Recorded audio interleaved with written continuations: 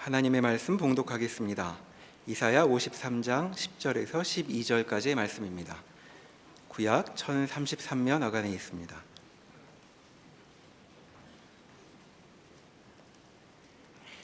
여호와께서 그에게 상함을 받게 하시기를 원하사 질고를 당하게 하셨은즉 그의 영혼을 속건제물로 드리기에 이르면 그가 씨를 보게 되며 그의 날은 길 것이요 또 그의 손으로 여호와께서 기뻐하시는 뜻을 성취하리로다. 그가 자기 영혼의 수고한 것을 보고 만족하게 여길 것이라. 나의 의로운 종이 자기 지식으로 많은 사람을 의롭게 하며 또 그들의 죄악을 친히 담당하리로다. 그러므로 내가 그에게 존귀한 자와 함께 몫을 받게 하며 강한 자와 함께 탈취한 것을 나누게 하리니 이는 그가 자기 영혼을 버려 사망에 이르게 하며 범죄자 중 하나로 헤아림을 받았음이니라. 그러나 그가 많은 사람의 죄를 담당하며 범죄자를 위하여 기도하였느니라. 아멘. 우리는 이사야 53장에서 하나님의 종 또는 의의 종이라고 일컬음받는 하나님의 뜻을 이루는 하나님의 창조 사역을 완성하고 구원을 이루시는 하나님의 종이 장차 나타날 것이라, 모든 시대를 관통하고 아우르는 하나님의 구원을 완성하는 메시아가 올 것이라 하는 구체적인 예언을 받고 있습니다. 그가 이루신 일들은 그 내용에 있어서나 하나님이 누구신가에 대해서나 그 일하시는 방법에 대하여 우리에게 표준을 제시하기 때문에 우리는 이 종의 모습, 그 구원을 이루시는 방법에 주목할 필요가 있었던 것입니다. 오늘은 그 53장에 등장하는 하나님의 종의 모습, 예수 그리스도에게서 실현되고 완성되고 구체화된, 그래서 우리 성도들의 신앙생활에 표준이 되는 그 모습과 자세의 책임이라는 부분을 만나게 됩니다. 10절에 있는 말씀같이 여호와께서 그에게 상함을 받게 하시기를 원하사 질고를 당하게 하셨은즉 그의 영혼을 속건제물로 드리기에 이르면 그가 씨를 보게 될 것이라 라는 말씀에 있는 바와 같이 하나님이 이 고난의 길을 하나님의 구원의 방법으로, 하나님의 창조의 완성의 방법으로 요구하셨고 예수님은 순종하십니다. 이 순종을 책임으로 오늘 제시하는 것은, 이 순종은 다만 강요거나 굴복이 아니라 자원하여 따라가는 응답인 것입니다. 이 부분은 기독교 신앙의 그 이해에 있어서 많은 분들에게 조건으로 등장하기도 하고 또는 그 능력으로 등장하기도 하는 식으로 가장 왜곡이 심한 이해가 아닌가 싶습니다. 하나님이 우리에게 순종을 요구하신다라는 것은, 제일 많이 오해되는 것은 순종이라는 단어가 혼자 독립적으로 가치를 가지게 되는 경우입니다. 우리 인간 세상에서 가장 가치 있는 것은 도덕, 대의 같은 것들이기 때문에 기독교 신앙 속에서도 기독교 신앙의 가장 큰 가치와 이해들을 이런 추상명사로 가지는 예가 아주 많이 등장합니다. 진심, 헌신, 열정, 비전 같은 단어들이 그렇습니다. 이런 단어들은 그 자체로는 내용이 아니고 자세인 것입니다. 그가 진지하게 앉아 있었다. 뭘 하느라고 진지하게 앉아 있었냐? 조느라고 그랬다. 이게 말이 안 되는 겁니다. 다만 진심을 동원해서 자신을 설명하는 것 같이 정말 그 앞뒤가 안 맞는, 본론이 빠진 이야기도 없을 것입니다. 우리가 살면서 만나는 사람들이 논쟁에서 혹은 어떤 토론에서 또는 대화에서 말이 서로 맞지 않을 때 결국은 마지막에 어디로 가느냐 하면 자기 가슴을 열어 보이는, 자기가 어떻게 이 말을 진심으로 하고 있는가를 증명하기에 바쁘지 상대가 다르게 생각한다는 것을 전혀 이해하지 못합니다. 왜 넌 생각을 그렇게 하냐? 난 최씨다 이겁니다. 무슨 다른 증거가 더 필요합니까? 너는 김씨 아니냐? 난 최씨다. 왜? 우리가 말이 안 되는 대꾸 중에 하나가 싫다 하잖아요. 싫다. 야, 이게 말이 되냐? 그래도 난 싫다. 그럼 뭐라고 할 거예요? 저 새끼. 여기서 모든 대화는 단절되는 거네. 진심이 아니라 무슨 진심, 누구를 향한 진심, 무슨 내용의 진심, 누가 하는 진심이어야죠. 실체가 쫓아다니지 않고 실제가 담기지 않은 다만 자세만 돌아다니는 일이 기독교 신앙에서는 큰 문제가 되는 것입니다. 이거 서두부터 이렇게 톤이 올라가면 안 되는 겁니다. 우리 볼륨을 조절하시고 중요한 내용으로 들어가십시다. 그래서 하나님께서 예수님에게 하나님의 구원, 창조의 완성, 당신을 닮은 형상인 인류의 구원을 완성하시기 위하여, 승리하시기 위하여, 영광으로 채우기 위하여 예수에게 고난을 요구하셨습니다. 그리고 예수님은 순종하셨습니다. 이 문제는 얼마나 큰 문제냐면 서두에 말씀드린 것 같이 조작과 강요, 굴복이 아니라 예수께서 스스로 순종을 선택하는 겁니다. 하나님의 제안을 수용하는 것입니다. 그건 그의 선택입니다. 겟세마네 기도를 생각해 보십시오. 아버지여, 할만하시거든 이 잔을 내게서 비켜 주시옵소서. 다른 선택이 있을 수 있다는 얘기입니다.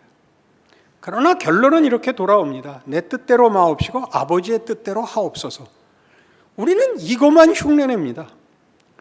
여러분 젊었을 때 연애 편지 써보신 적 있습니까?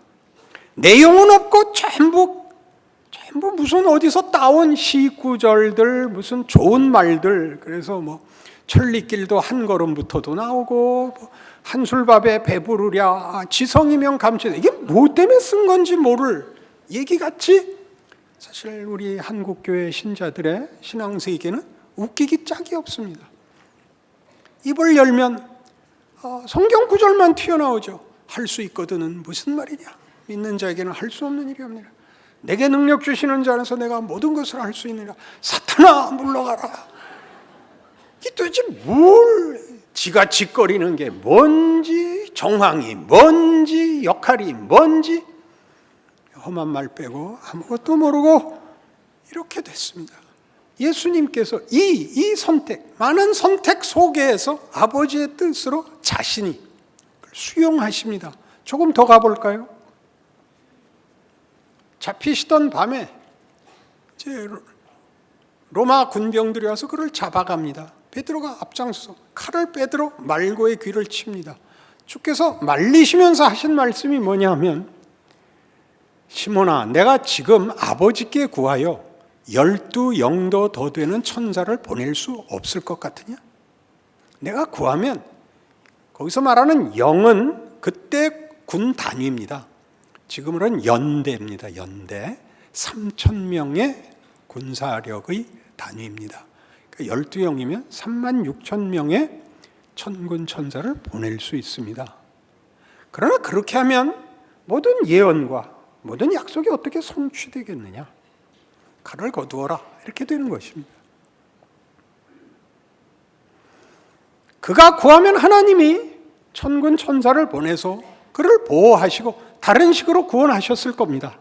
그러나 그랬으면 예수께서 십자가를 져서 이루신 구원의 내용까지는 못 나오는 겁니다. 이 부분을 아시겠습니까? 우리가 가장 쉽게 요구하는 하나님이 교회에 힘을 줘서 정의, 그죠? 그다음에 긍휼, 봉사, 희생, 감동을 주시면 얼마나 좋을까요? 그렇게 담으면 내가 너희 보고 하자고 하는 것에 못 미친단다. 이렇게 말씀하시는 겁니다. 예수의 죽음이, 십자가가 여러분이 원하는 것으로는 다 못 담는다. 그것만 못한 것이다. 나는 그렇게는 못하겠다. 이게 하나님의 요구고 우리에게 요구되는 순종인 것입니다. 히브리서 5장에 가시면 그래서 이 부분에 대한 성경의 중요한 그 서술이 나오는데 음미할 만한 표현입니다. 히브리서 5장 7절. 그는 육체에 계실 때 자기를 죽음에서 능히 구원하실 이에게 심한 통곡과 눈물로 간구와 소원을 올렸고 그의 경건하심으로 말미암아 들으심을 얻었느니라. 그가 아들이시면서도 받으신 고난으로 순종함을 배워서 온전하게 되셨은즉 자기에게 순종하는 모든 자에게 영원한 구원의 근원이 되십니다. 아들이신데도 고난으로 순종을 배워 온전하게 되십니다. 이 부분을 이해하기 좋게 제가 설명을 드리면 어떤 음악가가 소프라노를 세워 알토를 부르는 것과 같습니다. 멜로디가 소프라노에게서 나와서 그 모든 노래가 대표적으로 소프라노가 차지하고 있지만 알토가 들어오면 얘기가 달라집니다. 여러분 여성 이중창이든 남성 이중창이든 들어보시면 멜로디가 그 곡을 대표하고 주도하고 있지만 그 화음으로 따라붙는 알토나 베이스가 그 무슨 노래를 방해하는 듯 헷갈리듯 잡음같이 들어와 그 단순한 선을 넓히고 깊이고 우리가 아는 음악성을 담아냅니다. 혼자서는 할 수 없는 것. 혼자서는 아무리 고함을 질러도 할 수 없는 것을 만들어내죠. 그리고 모든 화음에는 주도를 쥔 사람이 없는 것입니다. 누가 더 앞에 나오고 누가 밑이 되는지 천장이 높은 것 같이 바닥이 깊은 그렇게 합작이 되는 것이죠. 하나님이 당신이 이루시려는 창조의 완성에 하나님의 높으심에 우리로 와서 깊이가 되어달라 합니다. 하나님이 이 창조를 우리에게 함께 만들자고 요구하는 것, 그게 기독교입니다. 그래서 그것은 우리가 부르지 않으면 안 되는 것입니다. 하나님이 부르는 노래, 우리가 없으면 화음이 만들어지지 않는 그 역할, 하나님이 요구하시는 고난, 낮춰짐, 눈물, 한숨이 만들어내는 화음, 그 깊이, 그 폭을 우리에게 요구하십니다. 함께 가자. 그래야 비로소 음악이, 예술이, 기독교가 말하는 구원이, 영광이, 감동이 나오는 것입니다. 이 일을 하나님이 우리에게 요구하시는 이 순종을 선택하기를 바라고 가치를 알게 하시는 일에 현실적인 하나님의 일하심이 있습니다. 어떻게 하나님이 우리에게 요구하는 이 책임, 이 내용을 우리로 알게 하시는가, 만들어 가시는가, 이것이 다만 한 번의 묵상, 한 번의 결단으로 만들어지는 문제가 아니라 긴 시간에 걸친 어떤 항복으로 이루어지는 것인지, 이해와 납득이 자랑이 되는지를 가르치는, 모든 인류에게 가르치는 방법이 있습니다. 그 첫째가 탕자 비유에 나오는 것입니다. 그 아들은 아버지에게 자기 몫을 달래서 세상에 나갑니다. 뭘 하죠? 허랑방탕합니다. 허랑방탕은 도덕적 표현이 아니라 그랬습니다. 도덕적 기준을 가지고 비난하는 것이 아니라 하고 싶은 대로 해본 겁니다. 우리 모든 인간이 그렇게 살죠. 태어나서 소원하는 게 뭐죠? 내 마음대로 한번 살아보고 싶은 거죠. 누가 그런 말을 합니다. 성공해봤자 아무것도 아니야. 그래도 나 그거 한번 해보고 싶어. 모두가 소원하는 거죠. 이 작은 교회에서 성도수 적은 데서 애쓰는 목사들이 그런 얘기합니다. 저도 큰 교회 한번 해보고 싶어요. 크면 고민도 커. 작은 게 최고야. 그 고민 한번 해보고 싶어요. 돈 벌어봐야 소용없어. 그래도 돈벼락 한번 맞아보고 싶어요. 그게 우리 모두에게 주어집니다. 탕자가 왜 돌아오죠? 답이 없기 때문에 돌아옵니다. 그는 줄여서 돌아오는데 그 줄임은 다만 먹을 것의 얘기가 아닙니다. 이 세상에서 즐거움이 되고 행복이 되고 자랑이 된다고 생각했던 모든 것이 답이 아니라는 걸 아는데 평생이 걸립니다. 그것이 아무것도 아니라는 거를. 아무것도 아니라는 거를. 자기 마음대로 살아가지고 자신이나 세상에서 살 수 있는, 만들 수 있는 답이 없다는 걸 아는 이 길을 하나님이 주십니다. 그래서 그때 어떻게 하라고요? 그러니까 자폭해야 됩니다. 원래는 절망해야 맞습니다. 이렇게 살다 죽느니 약 먹고 죽자.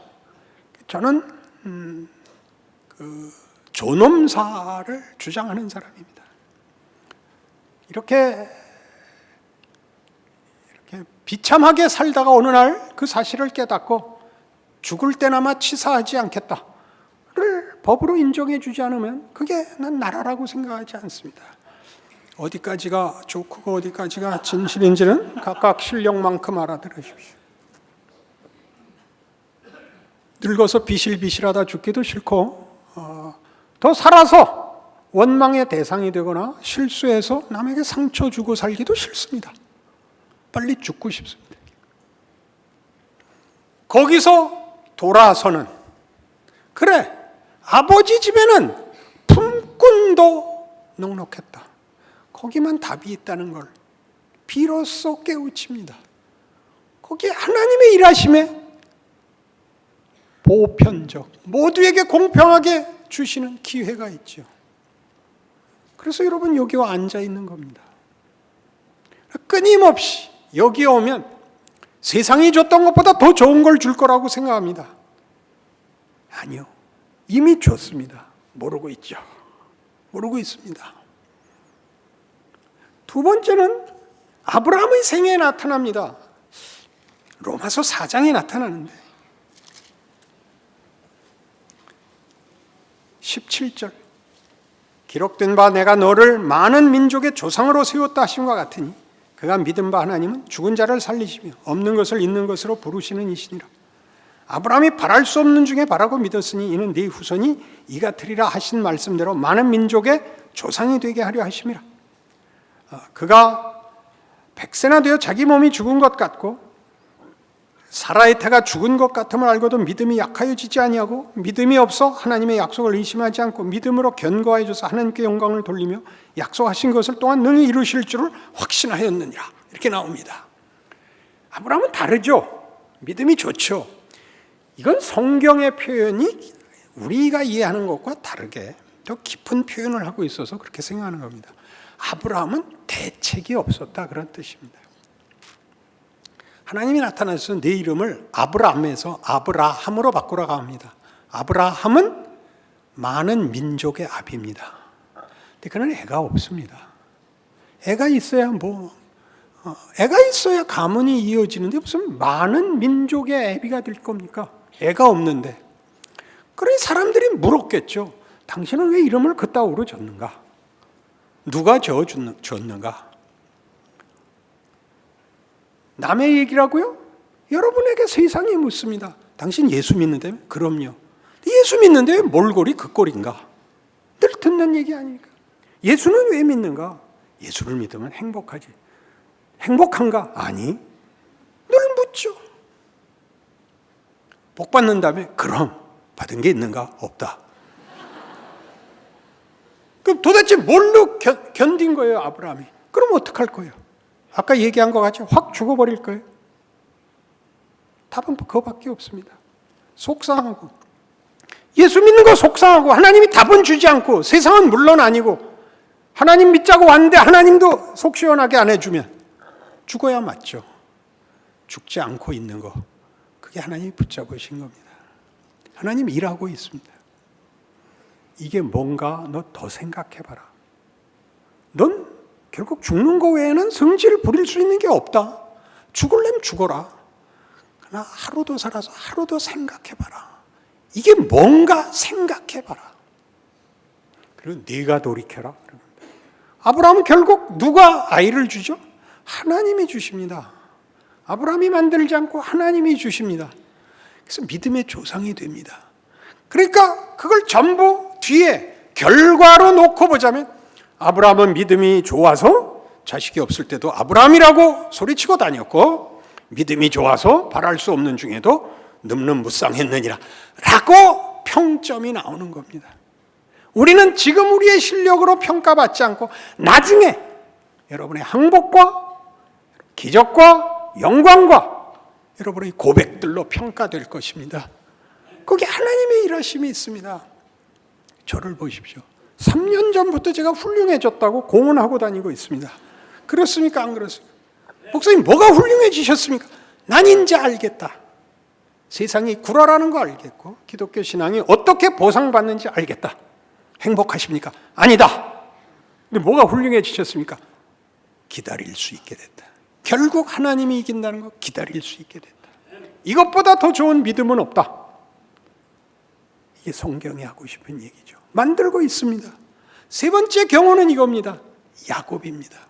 야곱은 야복나루에서 천사와 씨름하고 고집부리다가 얻어맞고 그리고 애걸해서 이스라엘이라는 이름을 얻습니다. 너는 하나님과 더불어 겨루어 이긴 자니라 라는 이름을 얻습니다.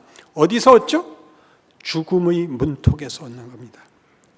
야곱은 그의 생애 전체를 통하여 이 세상에서 어떤 성취, 어떤 답을 얻으려고 애썼던 아주 표준적인 우리 하나님 없는 인생의 삶을 삽니다.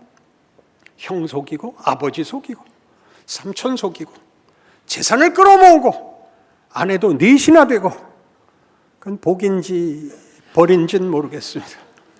그리고 돌아와 야복나루에서 다 내주고 자기 목숨도 장담할 수 없게 된 자리에 날밤을 셉니다. 하나님이 찾아오시죠. 씨름을 합니다. 아직도 모르겠느냐? 모르겠습니다. 한 대 치고 가시죠. 끝이다 그럼. 거기서 붙잡죠. 중요합니다. 죽음, 절망, 이것이 가장 큰 일을 합니다. 결국 실상을 알게 됩니다. 우리는 다 죽음으로 끝난다는 거예요. 세상과 인생은 아무 답도 찾지 못했다는 걸 실컷 봅니다. 여러분 보십시오. 인생은 훌륭하지 않습니다. 죽음 앞에 서서 비로소 하나님을 찾고 부르짖어야 맞습니다. 하나님 계시다면 알려주십시오. 기다릴 수 있게 하여 주시옵소서라고 외쳐야 됩니다. 그런 과정을 거쳐 나중에 제가 고백한 것 같이 맞습니다. 하나님이 우리의 승리요 영광이요 해답이라는 것이 확실하다면, 성경에 증언된 하나님이 그 아들을 보내신 하나님이며 우리를 사랑하는 하나님이며 은혜와 긍휼의 하나님이라면 좋습니다. 난 뭐라도 감수하겠습니다. 여기에 오는 겁니다. 이렇게 얘기 안 합니다. 세계를 저에게 주시옵소서. 그런 새끼는 손모가지를 잘라버려요. 병신 같은 소리라고 하지 않습니다. 하나님 이미 일하고 계십니다. 예수님은 아무도 모르는 자리, 아무도 모르는 정황 속에서 이름 없이 죽어가는 겁니다. 병신 같은 새끼들이 무슨 세계 4대 성인 내다 올려놓고 지랄들, 그런 신성모독적인 얘기를 하는 일을 했을 뿐만 아니라 역사 내내 그 오명을 감수하고 계십니다. 예수 믿고 사실 성질 부리면 그 믿음이 없는 겁니다. 제가 한 거야 성질이겠습니까? 선포요 증언이요 권면이요 여러분의 현실의 위대함에 대한 각성을 요구하는 것이죠. 빌립보서 2장에 가면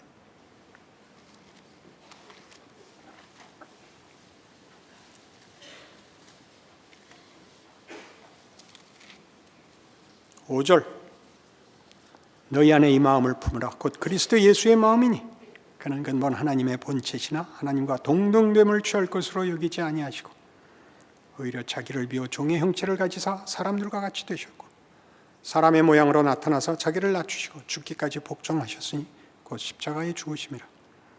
이러므로 하나님이 그를 지극히 높여 모든 이름 위에 뛰어난 이름을 주어 하늘에 있는 자들과 땅에 있는 자들과 땅 아래에 있는 자들로 모든 무릎을 예수의 이름에 꿇게 하시고 모든 입으로 예수 그리스도를 주라 시인하여 하나님 아버지께 영광을 돌리게 하셨느니라. 예수의 순종은 하나님의 영광을 드러냅니다. 하나님은 우리를 찾아오십니다. 위협하지 않으시며 강요하지 않으시며 조작하지 않으십니다. 가장 놀라운 부분이죠. 우리의 거부, 우리의 비난, 우리의 고집을 허락하십니다. 해라. 둘이 이중창을 하기로 했는데 하나는 노래를 부르고 하나는 욕하고 있는 꼴이죠. 계속 부르십니다. 네가 욕한 것이 무슨 도움이 되냐? 노래를 같이 부르자. 불러서 뭐해? 배고파 죽겠네. 밥은 내가 사주마. 자, 됐냐? 다시 불러보자. 이게 우리의 인생이죠. 불러보자. 우린 무한정의 핑계를 댑니다. 발톱 깎은 다음에 하겠습니다. 좋다. 발가락을 잘라주마. 얼마든지죠. 얼마든지. 그게 우리의 모두의 인생입니다. 여러분 못난 짓 한 거 회개하실 필요 없습니다. 과거를 만회하는 것이 기독교가 아니라 거기서 무엇을 배웠느냐가 중요합니다. 여러분의 고집이 만든 것은 무엇입니까? 여러분의 원망이 만든 것은 무엇입니까? 여러분의 자랑이 만든 건 무엇입니까? 무슨 개뿔이나 필요한 게 있습니까? 헛됩니다. 다 거짓말입니다. 그러니 돌아와! 인간의 가치가 뭡니까? 나와 같이 하나님의 영광과 하나님이 만든 아들로 부르기를, 자식으로 부르기를 기뻐하는 인간의 참된 영광을 만들어내자. 예수께서 따라 들어가신 겁니다. 자기를 비우시고 권력과 지위를 내려놓고 하나님이 하시겠다는 구원, 그의 영광, 그의 높으신 뜻을 채워 구체적으로 인간의 조건, 인간의 한계, 각각의 특별한 경우를 다 담아 하나님이 우리에게 요구하시는 것이, 목적하시는 것이 얼마나 굉장한 것인가. 그를 높여 모든 이름 위에 뛰어나게 하사 모든 무릎을 그 아래 꿇게 하시는 영광의 자리에 우리를 올려놓는 것입니다. 이중창을 부르신 것이죠. 그것이 하나님의 영광입니다. 하나님 따로 가고 우리 따로 가고 그렇게 안 하겠다. 내가 가는 길 내가 기다리마, 따라가마, 지켜보마, 함께하마. 그러나 거기서 끝내지 말자. 못난 대로 가지 말자. 잘하자. 너희는 내 사랑이니라, 내 모든 소원이니라. 나와 함께 이 자랑과 이 영광으로 가자. 그런 나날들인 것입니다. 여러분들의 삶의 조건과 제한된 지위 속에서 이 길을 갈 수 있다는 것을 성경이 선언하고 있습니다. 예수의 죽음은 모두가 지가 잘못해서 죽은 것으로 알았고 아무것도 아닌 분으로 알았습니다. 그가 우리를 위하여 죽으러 온 줄 아무도 몰라봤습니다. 우리가 그렇습니다. 우리의 길은 우리 자신의 영광이요, 우리가 몸담은 이웃과 시대와 역사 속에 하나님의 개입입니다. 남이 얼마나 알아주고 얼마나 영향을 미치느냐는 하나님 손에 있는 문제입니다. 각각의 그 얼굴로, 그 조건으로, 그 현실로 살아내십시오. 넉넉한 얼굴로 말입니다. 기도하십시다. 하나님 아버지 은혜를 감사합니다. 하나님을 아버지라 부른다는 것은 얼마나 놀라운 일인지요. 우리의 인생은 얼마나 굉장한 기회인지요. 하나님은 기다리십니다. 헛된 것과 영광을 비교하고 맛보고 확인하고 선택하게 하십니다. 우리에게 요구하시는 것은 사랑과 믿음입니다. 이 명예를 기억하여 속히 하나님 앞에 돌아와 우리의 인생과 자신의 삶을 영광된 책임으로 살아내는 귀한 자랑이 있는 인생이 되도록 하나님 말씀하셨으니 복도 내려 주시옵소서. 예수님 이름으로 기도합니다. 아멘.